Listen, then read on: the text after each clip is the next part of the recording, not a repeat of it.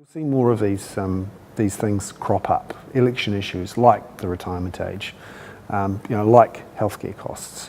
And you'll also see a growing push, I think, for new ways to deal with these pressures. So one way to do it is to make the people who are working in 2030, 2040, make them much more productive and earn much higher incomes. And one way to do that is to make sure that people have much better education and that they're much healthier. So we have a generation that's growing up now who are in their, who are young, in their teens, who have incredibly high rates of non-communicable diseases, so obesity, heart disease, depression, diabetes, these sorts of things, which mean those people are living miserable, unproductive lives, and in a really callous way of looking at it, and not paying taxes.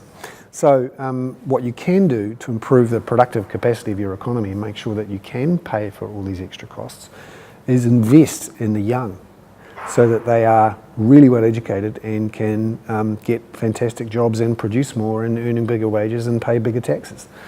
And that's sympathetic to the current government's approach, which is what it calls the investment-led approach, which is to say, if you've got a young family, kids who are in poverty, then one way to address that is to invest in them, invest in education and healthcare and housing, so that they're much healthier and learning better and end up with better skills and able to have better jobs with higher incomes and pay more taxes.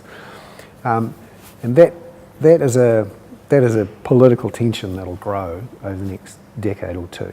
Those sorts of issues will crop up in election campaigns, outside of election campaigns. Politicians will come up with solutions, but only once people are informed and start to think about these issues.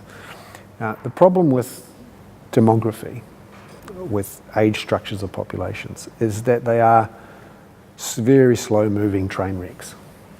And you need to change the rails under the train miles down the track. That means you have to get ahead of the train. You have to build the bridges, redo the tracks, make sure that the train can run over it smoothly. But you can't do that as the train's moving.